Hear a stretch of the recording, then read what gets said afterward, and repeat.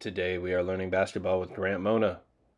Grant covers the Clippers for Sporting Tribune. He's an NBA writer on Roundtable, and he hosts the Sporting Tribune Today podcast. Today we talk about the Clippers, the Magic, the game they just played Thursday night. What is changed from the Clippers last year to this year? All the Kawhi stuff. What's going on with Zubac? Harden as efficient as ever. We dive in.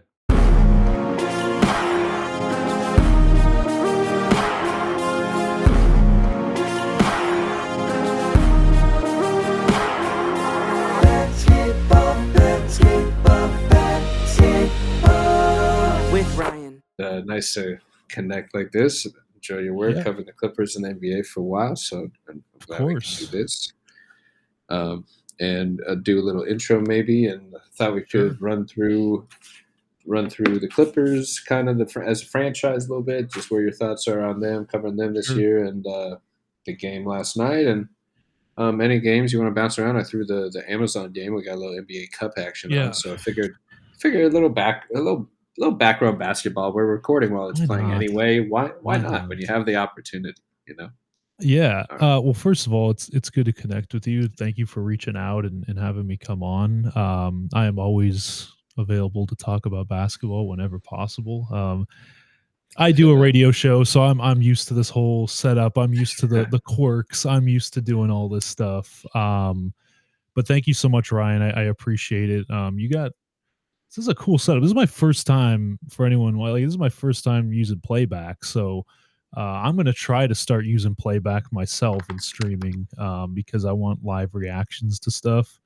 But yeah, this is a cool platform. I cover the Clippers, and it has not been fun. I think everyone in the NBA knows that. Now, listen, I will, I guess, reframe that answer. It has been fun covering the team because I get to be with a really good group of reporters, but the team itself is not good at all, as you saw, as evidenced by the Magic's beatdown of the Clippers last night. So, I'll start with that, and then we could just go on. Listen, you can put any game on, and we can talk about it. I'm good. I like it. Well, we got some crazy fans here. I love the random cameras that we get to see here. That jumps in. I figure if a game pops out, we'll keep an eye on the scoreboard. Maybe we get a little red zone action, can bounce around. But I figure we start definitely with the Clippers side of things, and might as well start with the game last night. I was there covering the game. It was cool to see it live because we got the Warriors and the Clippers back to back in the same week in Orlando. So you get like Steph one night, Harden the next, and I thought the two teams have some similarities, but obviously the Warriors are built a lot better this year. But just the idea that they're both the two oldest teams in the NBA, their two stars are going to be getting a high volume of threes up in Harden and Steph, and that's the main priority. But they're kind of doing it in polar opposite ways, with Harden doing it all pick and roll on ball, a lot of that, and Steph running around all the screens, running wing to wing all game. So it's just a totally different animal, but the same with some similar game plan sprinkled in. Like I think they really emphasize the turnovers and then the points off turnovers, running off turnovers. Just against the Clippers, I have the unofficial box score in front of me from the press conference. So maybe a stat or so off, or one or so off. But I mean, just insane numbers when Coach Mosley has been preaching turnovers being a problem for Orlando. And then, anytime there's a big margin in the turnover margin, that's like a huge difference for Orlando. Kind of like Oklahoma City, too. It's just like bread and butter for easy points for any team, but especially for elite defensive teams that struggle in the half court. Like if they're just creating havoc, forcing turnovers and scoring off it, that's a big swing. So you got the Magic forced 10 extra turnovers for 20 extra points last night against the Clippers, which is just probably the biggest margin they've had all season, I would think, or one of, along with plus 41 to 15 in the fast break points and plus 10 in the points in the paint. So just really ran them off the floor a little bit. They did something similar to the Warriors. So is that something you've noticed with the Clippers this year, is just kind of like not necessarily giving up, but maybe the older roster not being able to hang with some of the youthful athleticism up and down play of the modern league? It really has been, Ryan. This is not just something that the Magic have done. Like, this is something that every team essentially that the Clippers have played have done. Turnovers have been the bane of the Clippers' existence this season. They turn the ball over at a high rate. Their pace is near back of the pack, so they're not able to get out in transit. They don't really have the athleticism, honestly, to keep up with teams that have younger legs. For teams that, you talked about the Warriors. The Clippers played the Warriors, and you're going to look at the Warriors' age and be like, oh, well, they're older in mean age than the Clippers. Like, the Clippers should have the advantage. That wasn't the case. I mean, they were running all over the Clippers, and it's not just those types of teams. It's literally like the Suns have dominated the Clippers in that aspect. And you talk about like running off the floor. The third quarters have been a disaster for the Clippers, and it's not just, like I said, one game. This is not just a case of the Magic doing it to the Clippers. The fast break points being that lopsided, that is a little bit of an anomaly, because Orlando had 41 and the Clippers only had 15. But that's just not what the Clippers want to do. They want to get into their half court offense. They want to slow things down a lot. And when you have a roster that employs a James Harden, and of course Kawhi Leonard is out for his 10th straight game against Charlotte on Saturday, but this Clippers team is just, I keep saying this on everything that I go on. They're playing like a team that has not even met before. Like, I'm not even talking about playing basketball, Ryan. Like, they look like a team that has not even met each other before. And you talked to Tyronn Lue, like you understood like the frustration on him. Like, every time we talk to Tyronn Lue, whether it's pregame, postgame, there's just a frustration in how, because I know the coaching staff, Ryan, is conveying a certain style of play. They want them to take care of the basketball. Tyronn Lue even made it as simple as this, Ryan. Just make the easy pass. I don't want you guys making cross-court passes. I don't want you fitting it into passing lanes. I don't want you to do any of that. Just make a simple pass. And that has not been the case, right? So the Magic had their way. Obviously, the Magic are becoming the team that I feel like we thought that they were going to be before the season. Right now, they're starting to find their footing. I know Paolo's out, but they're still they're I feel like there's more of a cohesiveness now. Desmond Bane's got it going a little bit. Obviously, he torched the Clippers, but yeah, it was a disaster for the Clippers. Like again, the 21 turnovers. You're not going to win many games, Ryan, when you turn the ball over 21 times, and that's not an anomaly, like I said. Yeah, and that's to that point, like you're saying, that's been a weakness for the Clippers all year. They rank 20. It was 27th, I think, before the game, and now it's down to 28th. So they went down a spot after the game, just in turnover percentage. So I imagine that's part of the game plan going in. I wrote just a tad, just mentioned it as like an edge that Orlando clearly had in the like the 4-factor side of things, like the Clippers are rating kind of poorly in a lot of areas, so you can kind of make a case for a lot of them. But I think that was a big one. So if you don't take care of the ball, and it's hard to, like you said, it's hard to make up for that. You're just kind of giving away points. And is it like when you look at Harden's numbers, it's like a pristine like box score. So like it's not really. It's not really Harden like getting trapped and losing the ball, like making bad decisions and sloppy play, right? It's kind of maybe the rest of the team not having enough playmaking, you think? Or yeah, I think it's a mixture of both, because I was just going to read you off a stat, and Harden has been fantastic. He had 31 points in essentially 3 quarters, Ryan. Like, he was really good against that was the Orlando. Other big thing Jamal mentioned was like the 12 free throws, I think it was, in the first half, and the big adjustment at halftime for the coaches game planning, like just trying to force turnovers but stop fouling this guy who's just walking to the line. I mean, he got fouled a few times on threes. Like, he continues to do it because he tempts you with the step back or the side step, and then he can kind of get into his ISO ball and get to the rim still. Like, that's a really good ability for him still at his age. But the stat that I was going to tell you, and this is from my good friend Justin, who's like the Clippers stats god reporter. Like, he's fantastic. But James Harden is on like career best efficiency right now as a starter, which is kind of being like, because the Clippers are 4-11, no one's really talking about that. But this is what is really mine. But Clippers not named James Harden are shooting 35% on threes. And James Harden represents 33% of the team's total free throw attempts. So let me just tell you this, Ryan.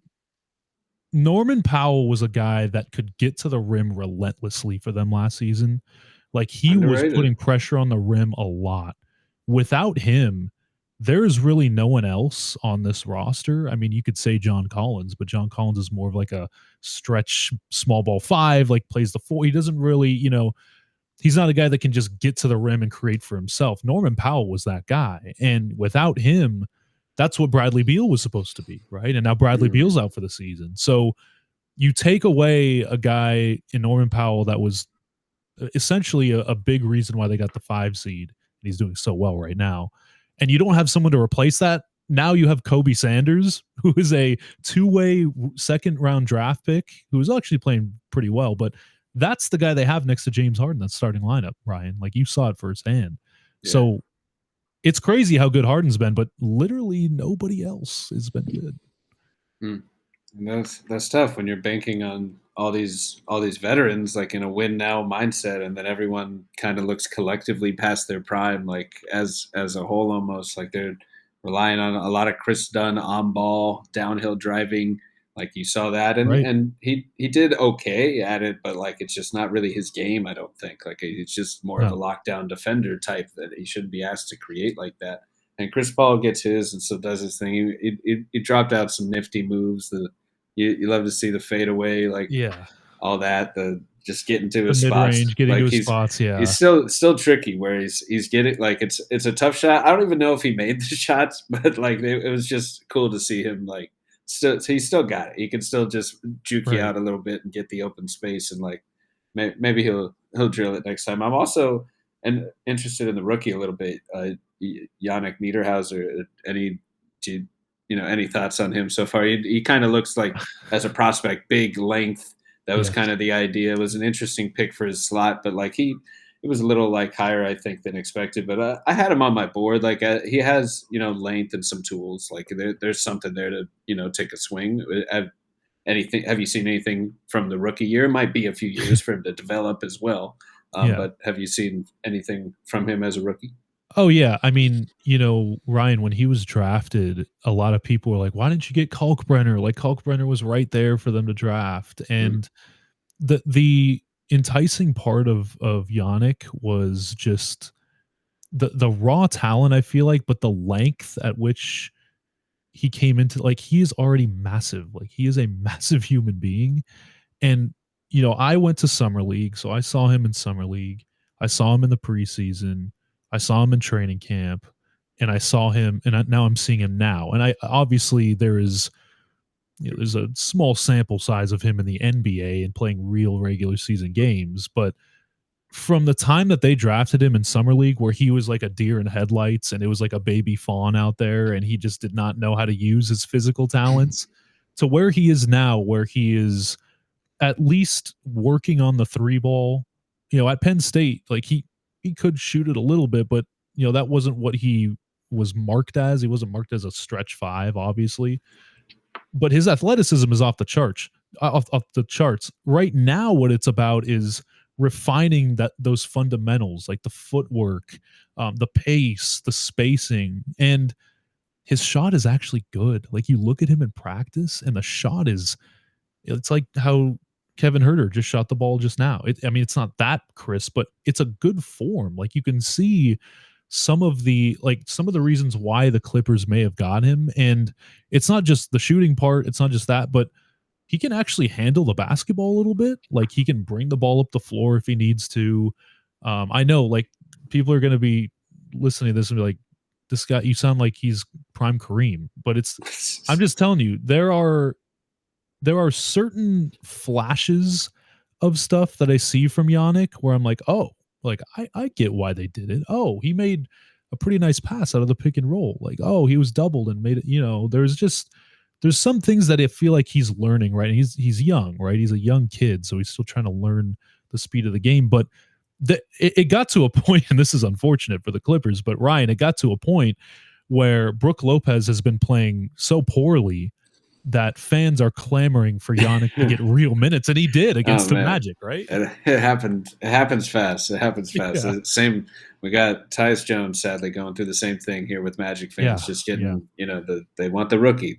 You got an exciting rookie. You're gonna get love from the fans, and like Giannis just kind of like just a fun draft pick, stereotypical in the sense that like clearly raw, but clearly has tools. Sure. Some you can't teach with the length and the height, but then some that and like as well that you can't teach, like the feel that you're talking about, just the decision making, and then the shot that can improve, and you kind of see enough developable skills where it's realistic to see a role coming out of that skill set at some point. And they just need that infusion of youth. Like I kind of skipped over what you're saying about Norm Powell. He's here on the Heat now. I mean, he's like an all-star level player. Like especially when he gets the opportunity. Like when Paul George was out, he stepped up and produced great all-star type numbers for the Clippers. And now with this new style of play in Miami, it's regressed a little bit to the mean since that hot start. The way they were playing with no screens, they're still doing it with no screens, but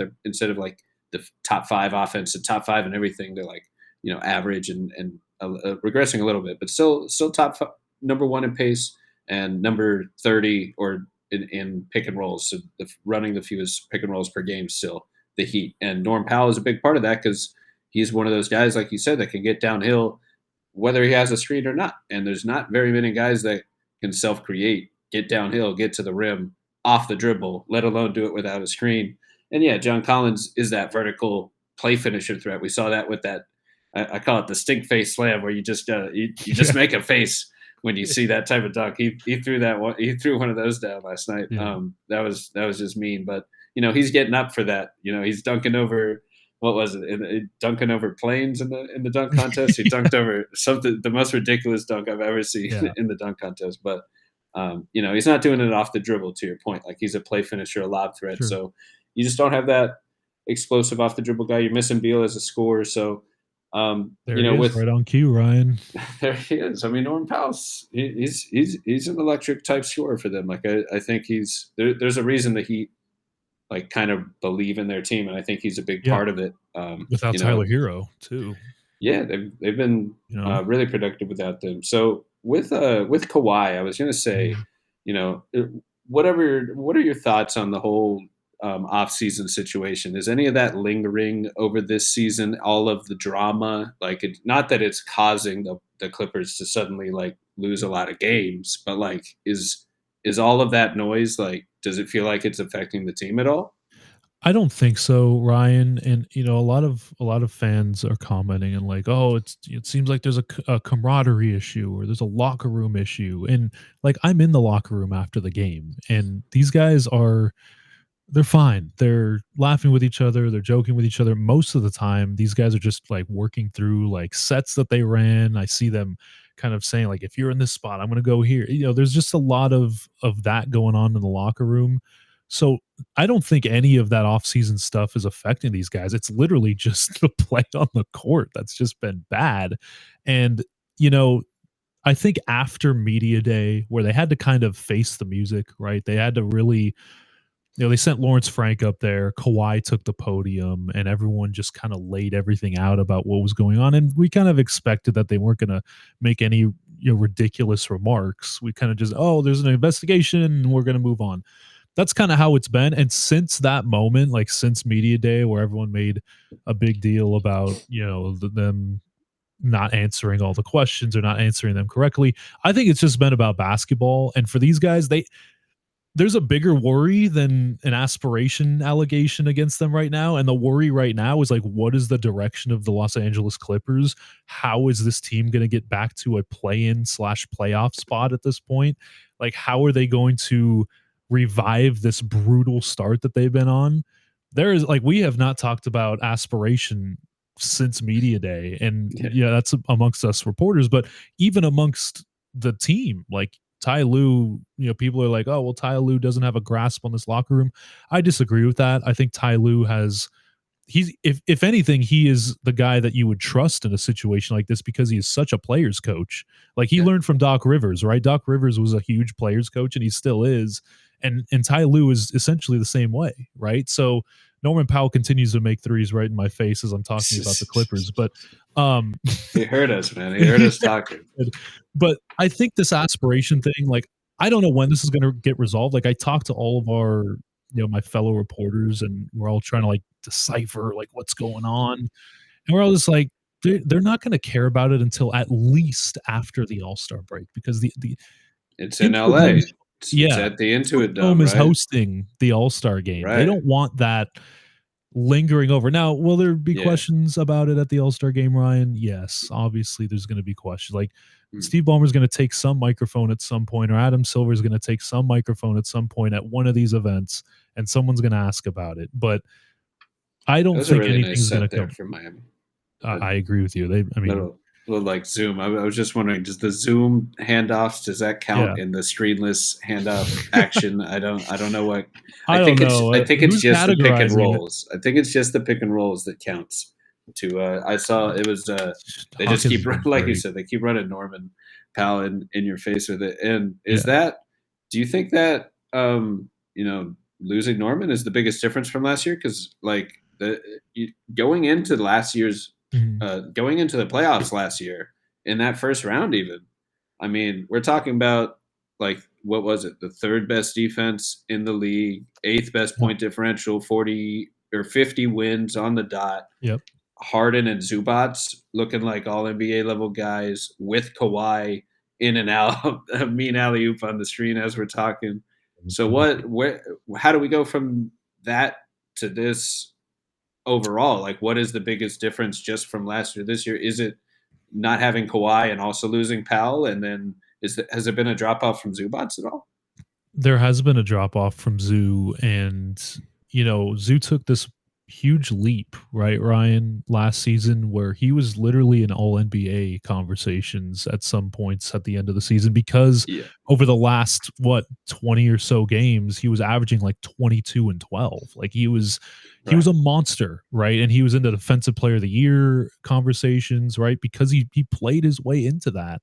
And Zoo was a big part of why the Clippers stayed afloat while Kawhi was rehabbing from that knee inflammation. And he has not been that same player. That's one big factor of it. He has not been the same aggressiveness. He lost weight in the offseason, and people are trying to pin that on why he's taken a kind of this little regression. I don't think that's the case. I think they're like, teams are just playing him differently. They're sending doubles, like they're sending more pressure on him. They want him to pass more, and it just hasn't been pretty. And his left and right hand just have not been as crisp as they were last year. So yes, the Zoo part of it is, but it's like the biggest one you mentioned is Norman Powell. They don't have that second pressure scorer that can put pressure on a defense going downhill.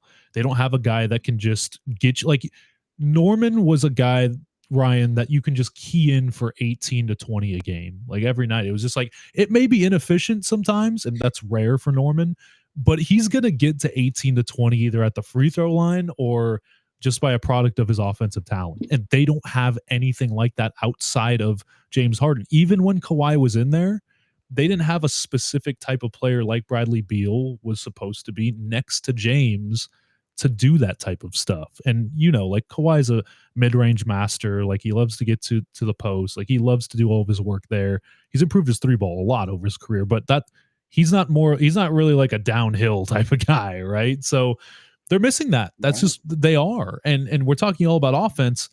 Ryan, their defense was top 5 in the league all year last year. Their defensive rebounding was really good. Their offensive rebounding was okay. And now they're at the back of the pack in literally everything. So that, like, they hung their hat on defense, Ryan, and now there's no coat rack. There's nothing for them to hang their hat on. There's no hat at all. So it's tough. Yeah, it doesn't totally add up how the defense. Normally defense is just one of those things that feels like it's bankable for a lot of reasons, and I guess I was trying to attribute it to one reason or another, and I don't know if there is. And I thought the roster kind of improved over the summer. I think most would have kind of said that, And maybe it's a little bit of everyone falling for some of the names and just the collection of like brand familiarity. Oh, like there's I 10 think NBA so. players here. Like there's got to be something cooking, right? And maybe some are just a little past their prime, then not. And then when as a collective, if you're already half a step slower at every position, it's tough to make up for. But Right. you still have Harden, and obviously Kawhi Mm. is not like gone for the season. They're still banking on those two for this year. What is the vibes like? Does it feel like there's the season's just suddenly lost, or does it just feel like they're just gonna kind of get things together once Kawhi gets back, and maybe it just takes a little longer than expected? So the latter part of your question is how the team feels. Like they feel like we get Kawhi back, we get a whole at least. I mean, they're not going to have Bradley Beal, and they're not going to have Derrick Jones Jr. for 6 weeks at least. But once you get Kawhi back, what does it look like? Like what can we salvage out of this? Because within the team, within the front office, within everybody that we talk to, there is no panic at all. There is no like, hey, we need to make a move right now. Like, we need to go pick up somebody. There is no like, oh my God, what do we do after the season? It's like, okay, we're just gonna try to keep winning and see what happens from it. We trust in this team. Ty Lue, like literally last home game that I was at, he was like, I love this team. We just need to start winning. We need to start doing the right things. And, Ryan, to a certain degree, that's okay. Like, that's a good thing, but that can also be a bad thing, right? Because if you panic, sure, like that's a bad thing because then you get out of sorts, but you also need to have some type of kind of want. You need to have some type of energy and intensity and like some fight, right? And we have not seen that. There's lifelessness on the court. Maybe not in the locker room, maybe not like around the facilities, but on the court, it is a lifelessness. There is not much energy out there. There's not much intensity. And Ty Lue has remained stagnant in his comments where it's like, hey, we're gonna be fine. We're treading water right now, but we'll be all right. Like a lot of season left. And us reporters were like, man, I don't think that's the right approach to take. You guys like the West is unforgiving. You need to get it going now. You cannot keep waiting. So yeah, it's tough. It's like such a different. It's a stark contrast between how people that cover the team and the fans feel compared to like what it is inside the building. Yeah, I can kind of see both sides of that from both perspectives, especially fans expecting the win now, and the players kind of been there, done that. They probably, most of them have a certain level of experience where they do probably feel like they can just turn it on once they're all whole, and that Kawhi comes back. You got so much star power in that room. Like they believe in themselves. I could see that as well. And like from their perspective, you made the trade off and decision to bring in Beal instead of Powell, and Beal's out for the season. You don't control the injuries. Is there you do accept that risk? A little bit older Bradley Beal, probably a little higher chance that he might go down to an injury than Norman Powell, who's more Right. in his athletic prime. Like that's a chance you take with that. But if from their point of view, like if you're not really buying any of the nonsense or media circus stuff around Kawhi and all that, and if you're kind of under the understanding that it'll be a slap on the wrist. We're not going to lose like Kawhi for a certain amount of games. We're not going to, the contract's not going to be null and voided. Worst case scenarios, there is no doomsday coming. We know that much. It's just going to be picks, or it's going to be money, or maybe a couple games in the regular season right before the playoffs, not the actual, maybe it's something like that. So point being that, they're confident that they saw what they have last year. They have Harden, they have Kawhi, they have enough if they can get the defense with those two going, that there's still something there. Like Harden, I was just looking it up because I was visualizing some Sugg stats earlier. Like Harden is still a one-man offense. You touched on the scoring and the efficiency. He's fourth in at the rim assists on the year, and 15th in 3-point assists on the year. So like he's just still a walking one-man playmaker. Like he used to like lead the league in 3-point assists like for 10 years running. Like he's in that conversation, just in his ability to create good shots at the rim and from deep for his team, especially through pick and roll, high volume of that. So like you just have that reliable offense kind of in the bag. It's just like getting everything else to click. But nowadays, you need a little more than one heliocentric offense. It seems like the Lakers. We don't have to go through every team, but a lot of teams have multiple stars, and it's still not enough. Like the Warriors feel like they're a star short sometimes. The Lakers feel like they're a guy short sometimes. Like it's you can have all-time greats, but if you don't have 3 or 4 of them and an elite defense nowadays, like it's hard to really compete and contend. And the Magic are kind of doing what they're supposed to be doing too, the way they're looking now. So that's what I was going to ask you, Ryan, because I was super high on the Orlando Magic coming into the season. When they got Desmond Bane, I understand what it took to get him, but I thought that was like a seamless fit into what they needed a guy like Desmond Bane. And I know Paolo's out, and the start of the season was not where Orlando wanted it to be.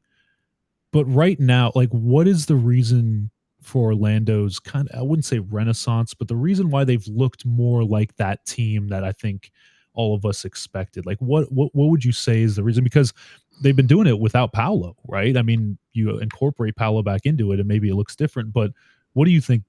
Like, what have you seen? Yeah, I have another thought on Zubac too, so I'm going to say that and I'll Sure. circle back. But Sure. yeah, first thing is definitely the defense.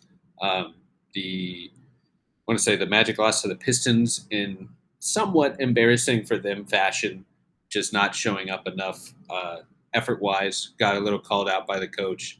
And the next 2 games, they upped their defense, and they forced like 17, 18 deflections against the Hornets, against the Wizards. But they beat the teams they were supposed to, and the defense showed up. The up until that point, it was a bottom 10 defense, and that moment, that was the example of the defense we saw last year that has ranked second back-to-back seasons because of the forced turnovers, because of the rebounds, especially. So that was the first thing to come back, and since that moment, they've been top 10 on defense and top 10 on offense. And so the other side of that is how is the offense? It's just finally a little less experimenting and a little more hierarchy, and even more so now with Paolo out, the roles are a lot more clear at the moment. But with Paolo out, which has been like 4 games, I believe he got injured in the Knicks game on his birthday, and the big thing has just been unleashing Franz and Desmond Bane on the ball, high volume pick and rolls, and if it's not a pick and roll, maybe a handoff, maybe it's a zoom action to get those guys, maybe it's a handoff for Suggs, and same type of things for Anthony Black and De Silva to a lesser degree. But it's pretty much been those first 2, Bane and Franz, just unleashed on the ball, a lot of pick and roll with Wendell, and it's just kind of starting to work a little better and better, and Bane's shot is finally falling. I mean, Bane hit that buzzer beater game winner 3, and ever since Bane's hit the 3, he's been nuclear. Like he's third, I don't have it in front of me, but he's shooting the 3 ball like much more efficient ever since that shot. And it just felt like the load is finally off the shoulders. Like he doesn't have to carry, like he basically has to carry the weight of like, this team just traded 4 first-round picks for you to solve, not just be a good 3-point shooter like you are, but like solve the worst 3-point shooting team that's ever existed. And be the value of those 4 picks with Darren Peterson looking like he's looking. And like, it's just it's a lot of like expectations that I think, might have, I don't know if it got to him. I'm not in his head, but he wasn't hitting his threes to start, and he hit that big one. It sure felt like the pressure was off, and it was finally a moment of like, okay, we're not just an on paper team. Like we can win these games. And we knew you were an electric shooter. He just hadn't hit a 3. It's like he just, hadn't you just count on his moment yet. Getting it together. Like that, I think that's what it is. Yeah, and he's shot 6 threes a game since then, and he's hit 3 of them in every game basically. And like it's just much closer to what he's going to look like. And I'm still excited for what else this offense could look like because like it's mostly just been the stars on ball running a lot of downhill pick and roll. So like if that alone is a good offense, sounds great. And if there's any other things that can be unlocked, like I think Bane and Suggs are both great enough shooters off the ball and off ball movers relocation wise that there are sets that could look a lot more Warriors esque than on ball Harden esque or your Jokic esque or Nuggets esque or something. Like all of these are great options, but I would like to see a little more off ball movement to take advantage of that gravity for Suggs and Bane long term. But in terms of what's working now, like give the ball to Bane and Franz, let them get downhill with a screen. They're getting in the paint, they're drawing fouls, they're scoring, they're kicking. Suggs and Black and Da Silva are playing great connector, three-point shooter roles. Suggs has really elevated the last few games. His playmaking, I thought I got to ask him about that.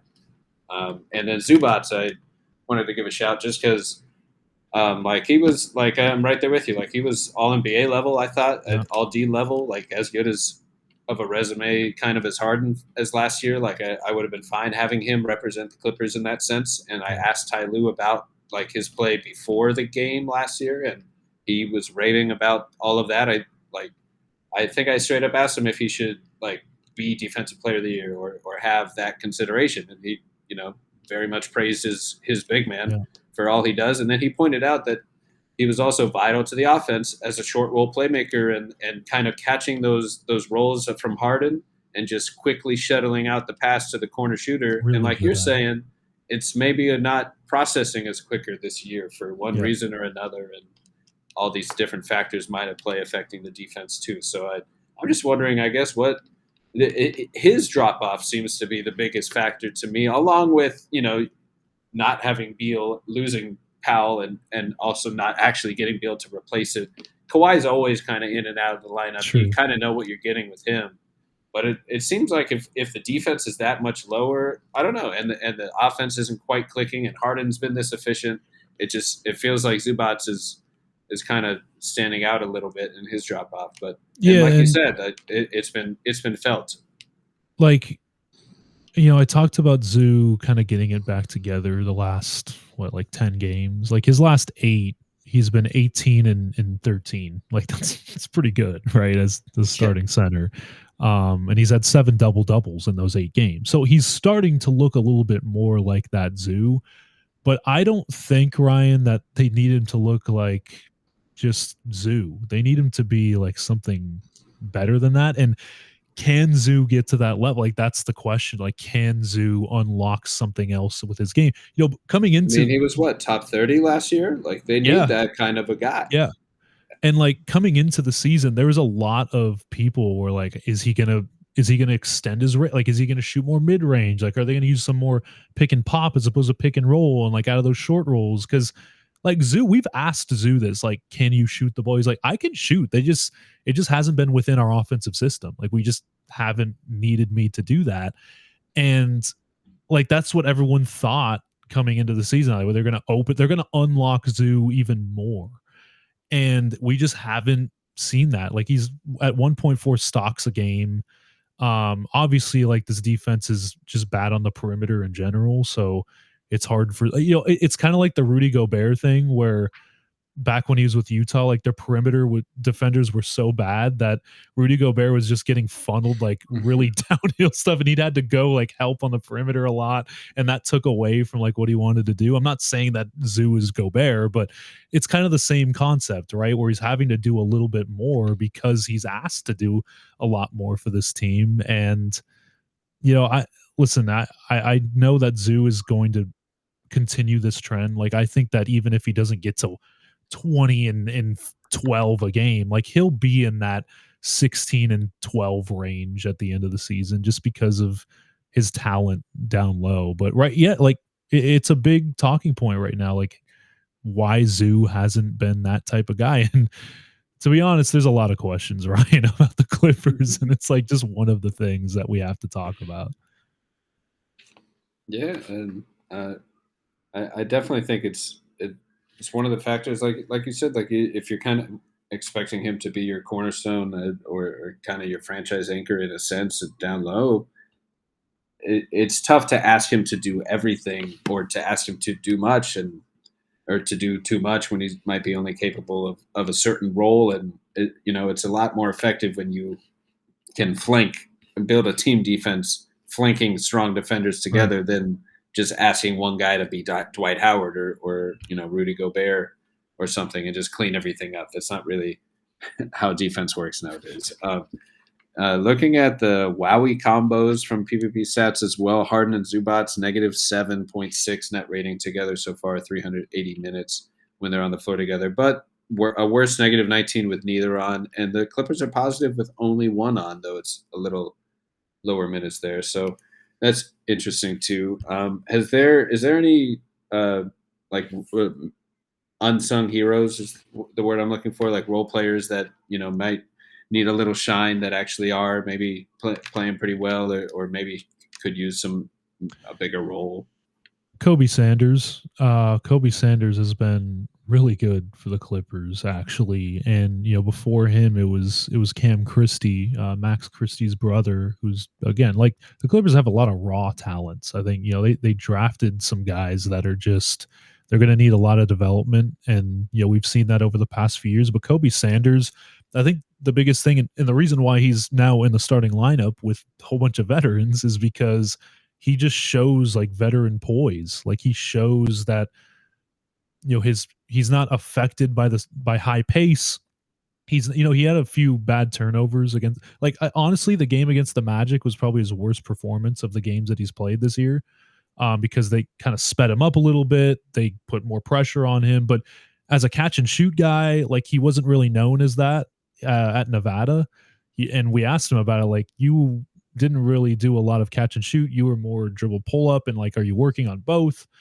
And he kind of said, like, if I'm going to get that ball, I'm going to shoot it. And you see, like, we've seen that as reporters, like, as soon as that ball touches his fingertips on the perimeter, like beyond the arc, he's putting it up. And he just has a certain, like, he's playing like a veteran out there. And for a team like the Clippers that has a bunch of young guys that are in between the G League and in the NBA, like, Giannis is going to be up and down.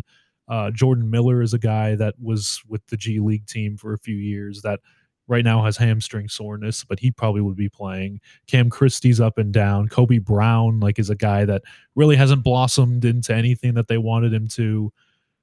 Kobe is the guy that has shown the most, like, veteran like poise and the ability to, like, just play a role and just be a young presence out there. And I think he's going to be really good. Like, he is a 6'8" guard, so those play in the NBA, especially if you, like, know your fundamentals already, if you know the intangibles. He's playing a role right now where it's like, hey, go be a guy for us because Bradley Beal's out, because Derrick Jones Jr. is out. It's a lot for a young guy, right? And he's not exactly young when you think of, like, a draft pick, but I think that helps right now. The fact that he is an older type of rookie, that helps him right now, especially playing alongside James Harden, alongside John Collins and Zoo in the starting lineup. And I think he's going to be a mainstay. I really do. And Clipper fans love him. Like, he has been such a cool, like, in a bad season, it's been such a cool addition to see a guy like Kobe Sanders, who's still on a two-way, by the way, because he was a second-round pick, kind of turn into something viable for a Clipper team. It's always huge. I mean, there's normally like a bright spot somewhere. Like for the Magic's first few games, it was De Silva, like, playing lights out, but the team just struggling to figure it out as a whole. But some guys find their role, and Kobe seems to be exploding in his. I got one last fun fact stat for you. Harden to Zubac, number 4 assist combo with 34 assists, all 2-point assists. To your point about the lack of 3-point assists, but did make me think that, could show that why one reason they're trying to force Zubac to pass out of those roles is, well, he keeps scoring off of Harden every time Harden leads him to the basket. So take away what the Clippers want to do first, which is, I imagine, Harden score, foul, draw the foul, or hit the open shooter or roller out of that pick and roll and finish strong there. And that's the first couple of things they want to do. So it would make sense that you send a few guys at Zubac, make life tough for him, make him do the thing he doesn't want to do, and make him more of a passer. Even though he did make good reads last year, the reads aren't always the same. Defense has changed. Like they're definitely keying in on Zubac more too, probably than they were last year. As like especially with Kawhi out, he's probably number 2 right there in the scouting report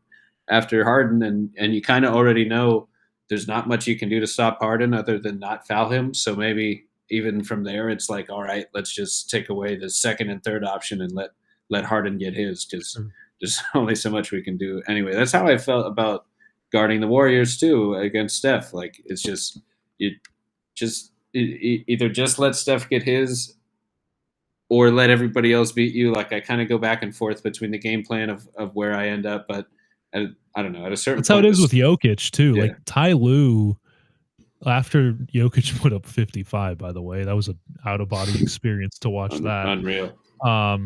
Like I just looked up at the scoreboard at Intuit Dome. I was like, 25 already? It's the first quarter. But that's what Ty Lue said. Like we wanted to take everyone else away from Jokic. Like let's just make sure nobody else scores any points. And they were on the the Nuggets were on the second night of a back-to-back. So I understand, but he scored 55. Like it's if he scores that much, like how much are you taking away from the team? Like, sure, Jamal Murray didn't have a good 3 quarters, but when a guy has 45 through 3, like, there's only so much you can do. So like you said about the Warriors, like that's what has made them so dynamic, right? Over these years is that, first of all, their motion offense is just hell to deal with in terms of stamina, in terms of fatigue and having to chase guys around. But they just do so many different things out of that to where it's hard to defend. And I know that the Warriors are not doing amazing this season, but they've had guys in and out of the lineup, and they're trying to figure out, like, how do we use Al Horford? Like, how do we incorporate a newly contracted Jonathan Kuminga? Like, how do we incorporate, like, they're going to get DeAnthony Melton back. Like, how are they going to navigate that? Like, how is he going to be used? And there's just, I'll say this last about the Clippers, Ryan, like when you revamp a roster, like, I don't care if it's guys that have played for 15 years. When you revamp your roster, which the Clippers did, like it's a different dynamic from what it was last season. There's going to be growing pains. Now, I didn't expect these pains to be excruciating, but I expected growing pains. I didn't expect this team to be like 16-6 out of the gate, right? And to the Magic's tune too, like you add such a different player in Desmond Bane to your core rotation, it changes the way, like, you think of the game. You have to think, oh shoot, like we have Desmond Bane on our team. I forgot about, like, sometimes you're in the flow of the game. It's like, oh yeah, we have him now. And for the Clippers, it's like, oh, like we have to get Bradley Beal the ball when he was healthy. Like we have to get John Collins the ball. Like we have to get Brook Lopez involved somehow. So with all these teams that have like undergone like big revamps, except for the Miami Heat, because they brought in Norm Powell and they changed their entire philosophy of offense. Like there is going to be growing pains, and that's why you see the Warriors like barely over 500. That's why you see the Clippers like so far under 500. That's why you saw the Magic struggle out of the gates, because it's just like there's a different look for all these teams, Yeah, it takes a minute. I asked Tyus Jones about him adjusting to his role, because felt like his role was probably as like in theory it's very obvious, like he's the backup point guard, but in actuality it's different every night. Like he's gone from like being the backup point guard in a full bench unit to randomly spot starting for Suggs one night and playing with the starting unit and kind of not being defense isn't his strong suit, so getting picked on a little bit with Trae Young, so maybe he shouldn't be with the starting unit, to now he's 6-man asked to maybe be like hit threes off ball, and then now he's kind of back to bench second unit point guard, just trying to find the right combination of second units that work. And it just takes a minute. I mean, he talked about like there's all these moving factors, like for a lot of teams, and there's the continuity of the guys that were here already, but even then for Orlando, their big 3 stars only played 5 games last year together. So it's just been a minute for everybody. So you're dealing with a lot of new pieces, some new coaching staffs. Joe Prunty and God Shammgod hired by Jamal Mosley this summer. So you build out the staff a little differently, play maybe change the style of play. It seems like a little bit, a little faster, a little more pace. You're trying to work in a third star, trying to bring back a fourth fringe star point guard. Is there no point guard? Is there 4 point guards? Is there 7? Like who's playing point guard? No one has a clear role, and some of it's on purpose. Some of it's in like they're trying to share the offensive load and create advantages for each other and make it a team collective effort. But at a certain point, you probably also just kind of want to establish a certain hierarchy of where the ball is supposed to go through first, or who's supposed to look for their shot first. And maybe that is the case. Maybe it's not. Maybe if everyone is equally talented, then it works out where you just kind of ride that hot hand more often than not and everyone has equal opportunity. But the Magic have definitely built a little bit more of a system so far, where they've shaken off some of those new those early problems where they look a lot more collective, a lot more in sync, a lot more like learning their roles. And I think it's just going to take some time. People get antsy, especially with expectations. They want to see it all happen right away, especially after a big trade like this, and just the everything that goes into the 3-point ball, both for this team missing it and Bane bringing it. You assume it's just going to work instantly, right? And it just because it is a glove in hand fit on paper doesn't mean it just works that way right away. But I think there's been a lot of progress for the team. For sure. What do you think, Ryan? Sorry to cut you off. When we look at the Eastern Conference, right? Because everyone's like, "Oh, the weak East. There's not going to be much competition there." I'm seeing like the opposite. I'm seeing like a handful of teams that are like playing above what I thought. Like the Raptors are playing great. Like the Celtics have won 3 in a row. They're 8-7. So I still think the Celtics will be in the play-in mix. Like they'll be there. The Pacers have been playing god awful, but the Cavaliers have struggled too. Like the Knicks have been up and down. And then you have a team like Detroit who is just soaring right now. The Bucks have been up and down. Like Giannis is out right now. But it's just so competitive this season. Then you have the Magic who are on this run right now where they're playing really good basketball. When you look at the Eastern Conference, did you expect this, or is this an anomaly? Like from somebody that pays a lot of attention to the West, when I look over to the East, it's like, this is a lot better than I expected the East to be. Am I wrong in saying that, or is that kind of the sentiment from Orlando fans?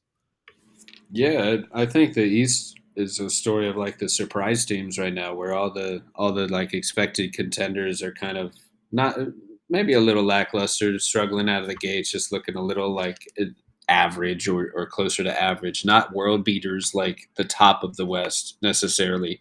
But the story is the surprise teams. You said the Pistons, the Raptors, the Heat, the Sixers with Maxey doing it all. The Bulls still in the mix. The Hawks without Trey.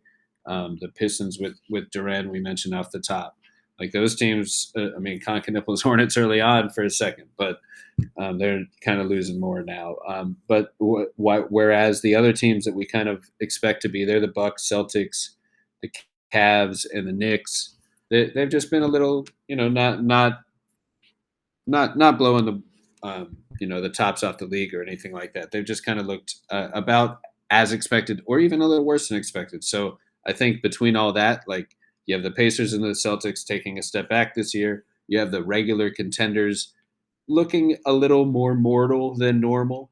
And you have kind of all these upstart teams finding their groove with the Pistons, the Magic, the Hawks, and the Raptors. I have the Raptors in that group. I don't really believe in the Bulls as much. I don't think they're going to stick it up, but they do have a few game winners on their hands. They're playing fun offensive basketball, so you enjoy the ride. The Heat, I'm very interested to see if they keep up the winning based on their offensive style of play. I think it's actually their defense that'll probably keep them winning games, and that the way they play offense will just kind of like be a part of the story, but not necessarily the reason that they're super like competitive in the playoffs and all that. But I do think it'll help them kind of run and win games in the regular season. And the Knicks and Cavs, I think, kind of know what they have and can probably afford to coast just a little bit. I think the Knicks have been really impressive with the new offense with Mike Brown and just spreading the ball out a little more. Mikal Bridges and Towns, different look, getting a lot of shots up. So I think it is more open. I think it is more competitive. And that, like, because of these rising young teams and then kind of the lowering contender teams, like you said, you're looking at like 11 teams that could fight for play-in seed or playoff seeding in some form or fashion. Like if the Bucks are 11th right now at 500, like if they crept up to a top 4 seed, I don't think anyone would be surprised. So, there's definitely a lot of competition on the east side of things. I still think the most contenders are on the west, but you're only going to get one team of each in the finals, so you just kind of need the right matchup for something crazy to happen. Yeah. Like I'm looking at the West as like, my God, it's the Thunder and everyone else. But then you like, I say that, and the 5 seed is 11-4. It's like the Spurs are the 5 seed and they're 11-4, and the Lakers, who a lot of people were down on, like the Lakers have been actually really good so far. I've actually really liked what I've seen from the Lakers. I've loved what I've seen from Denver, from Houston. Obviously, Houston's on that 5. They're actually playing each other tonight. But Denver, like as advertised, you add real depth to a team that has Nikola Jokic and Jamal Murray now playing like an all-star to begin the season.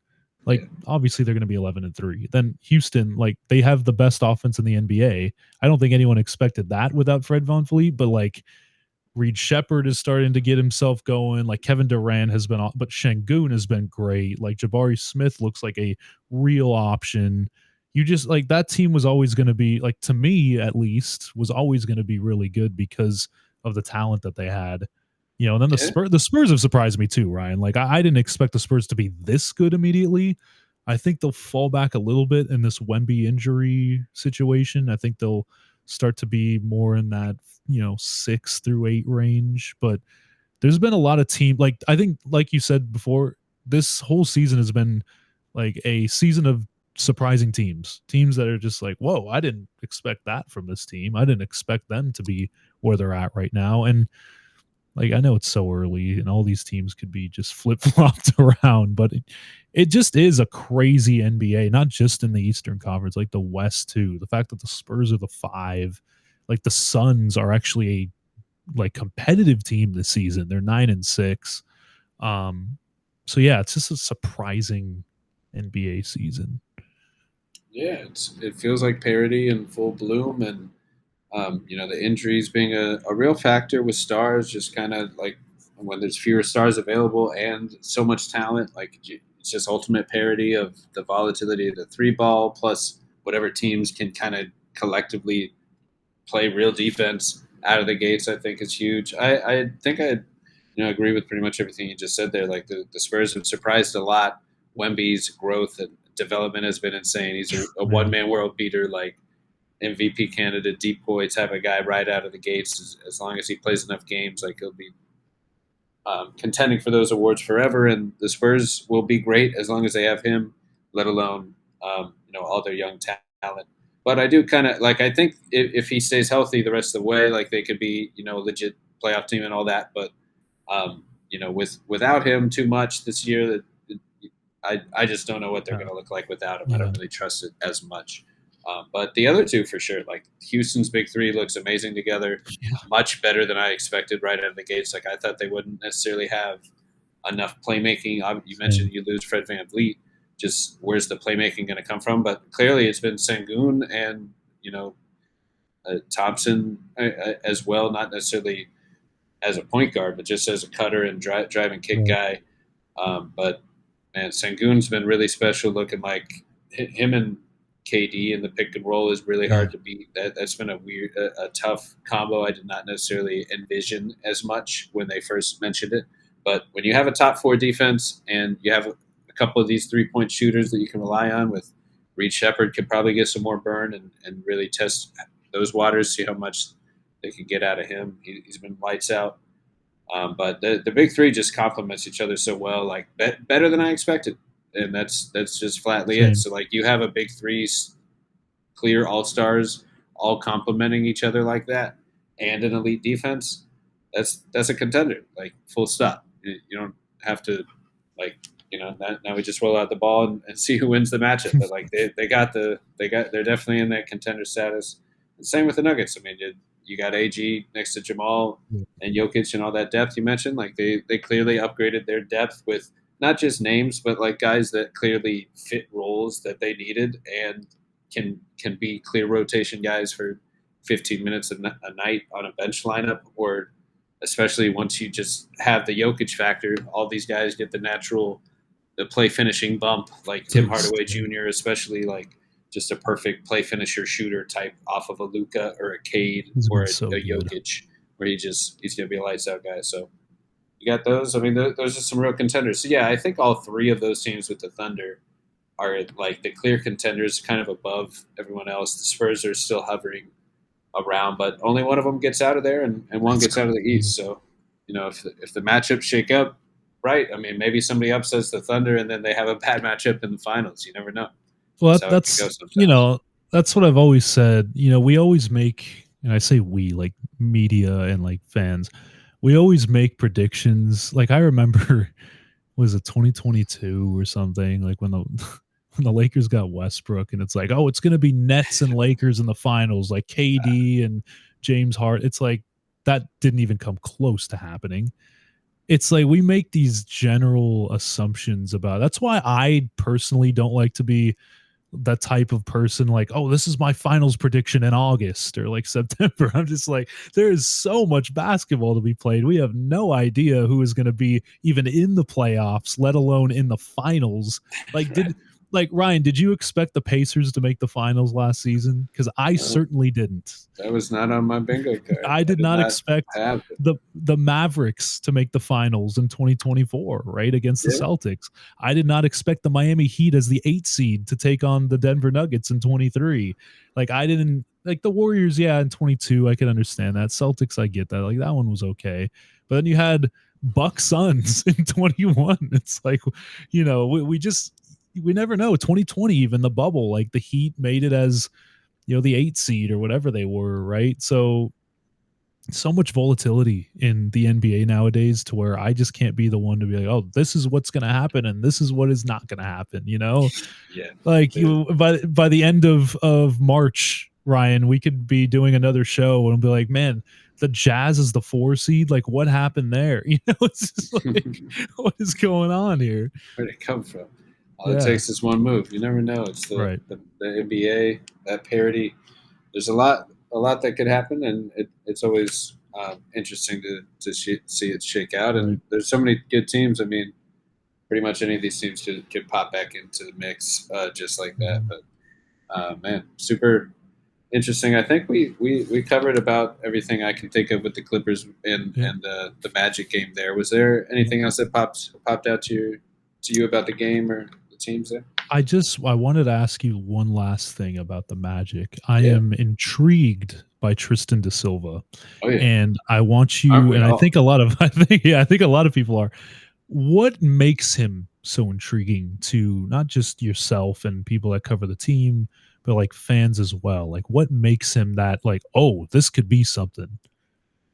Yeah, as a prospect, it's his scoring versatility, and then as a player so far, it's just the shooting. Like, he's just been lights out in his role. Like, I don't think the impact stats have been published yet for this season on the sites, but I just imagine his impact stat is his dunks and threes EPM is probably going to be off the charts because he's just absurdly efficient and he's forcing an insane amount of turnovers.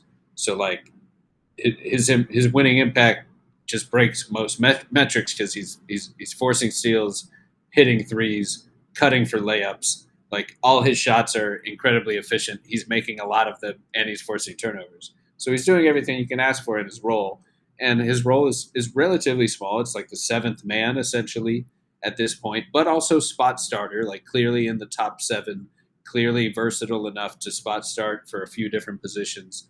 the Magic are set up really nicely depth-wise, where they don't exactly know what to do with all the pieces when they're together, but they're very much set up nicely when they're missing one or two guys. Everyone just kind of slides into the natural pecking order at that point. And De Silva can spot start for Franz as a scorer. He can spot start for Paulo as a scorer. And you're not getting, all-star scoring, but you're getting a versatile scorer who can quite literally beat you in basically every play type efficiently one way or another. He has a little bit of a not a Dirk fade like Franz, but kind of like a post-up fade move that he hasn't broken up as much in the NBA, but he did as a college prospect. But when I asked him about his development on the ball, I think that's where the real potential lies. He liked the question and liked the way I said it, because he was basically just showing off a lot of his on-ball skills when he got to spot start for Paulo the other night.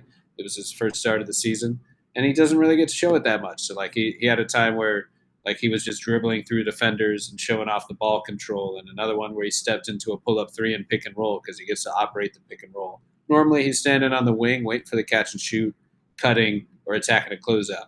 And he does all the role player things great. So now we just want to kind of expand his role, I think, and see how big the role and volume can get while still maintaining that efficiency. Because if he's this efficient off the ball and he's flashing all the ball skills, developing on the ball, it probably reminds most Magic fans of watching a young Franz Wagner and just getting excited about where the potential lies. Sure. It's a nice compliment because he does a lot of things that Franz does off the ball, but De Silva's probably already the better three-point shooter. However, he's probably a little worse defender. But if you're playing them together, that kind of gets a little complimentary in a way, because they're not really – you can kind of rely on Franz driving and kicking to De Silva and De Silva stretching the floor, and maybe Franz making up for him a little on the defensive end.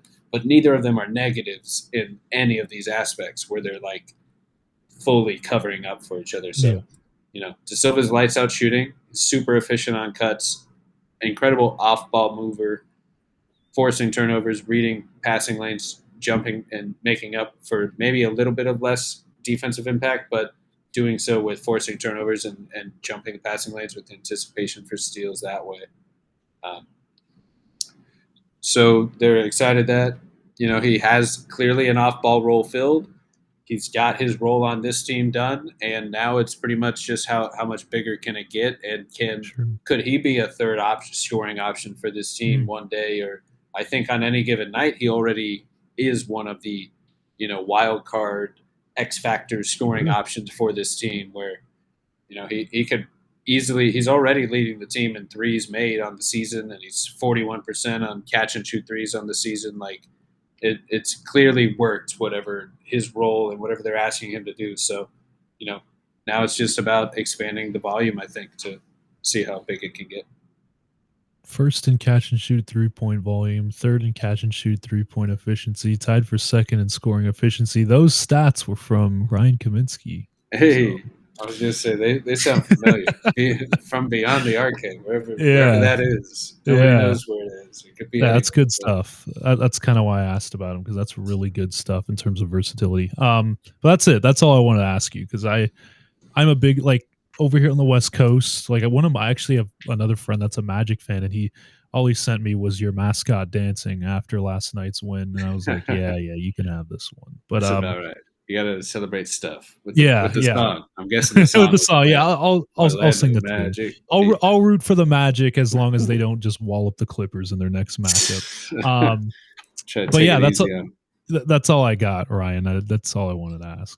There it is. No, I mean, he's definitely, he was the bright spot of the first 5 games, and I think he's clearly one of the most exciting storylines of the season so far is how great De Silva has been and just how good he can get. I think it's very similar to the Franz situation of just wanting to kind of see what they have in him, and just another guy that brings some more versatile scoring to this team, for a team that clearly has the defensive versatility covered, so could really use that offensive versatility to just make the team a little bit more dynamic and basically have as many guys that can self-create, dribble, pass, and shoot, and defend as possible, like especially fitting in this kind of endless pick and roll handoff system that they seem to be building. He slides right in. So nothing but fun potential there. Oh, he went down pretty hard there.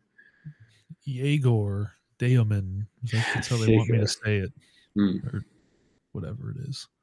I guess so. Well, man, we hit it. That's the state of the Clippers. An hour 15 in. Yeah. Appreciate you taking the time. Of course, man. You have anything you want to plug here at the end here? Yeah. I mean, I write for Roundtable. Roundtables, and I used to write for On SI. Now I'm writing for Roundtable. So yeah, shout out On SI, by the way.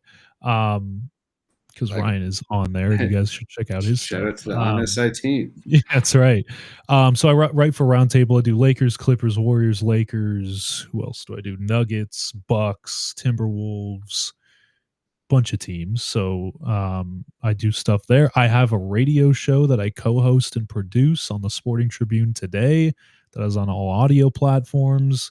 I myself am at gmona48 on X. I post every time I go to the Clipper games, I'm posting there. So if you want Clippers stuff, which I'm assuming not a lot of people do, but if you do want Clippers stuff, gmona48 on X. I'm at all the home games. And yeah, that's about it. I'm trying to be everywhere, dynamic. I'm trying to be as versatile as Tristan da Silva, Ryan. If only we all could be as versatile as Tristan da Silva. Yeah. I appreciate it, man. Good. That's Grant Money Mona at Gmona. Appreciate 48. You already know. Got to check out his work. Does great work, especially covering the Clippers inside and the league as a whole. So give him a follow, and appreciate you taking the time today, man. It's fun talking hoops. Yeah, thanks, Ryan. Have me on soon. I love talking ball. So whenever you want someone to talk ball with, I'm here.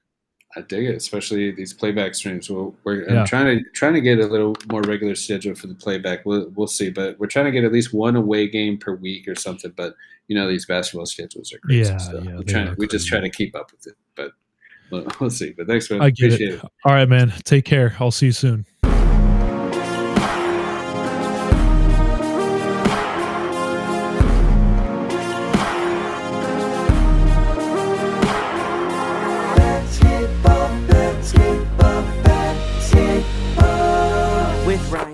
Learning Basketball is a Swish Theory podcast hosted from Beyond the Arcade. Hey, that's me. You can find my work on Twitter, YouTube, Substack, and check out the team's writing at theswishtheory.com.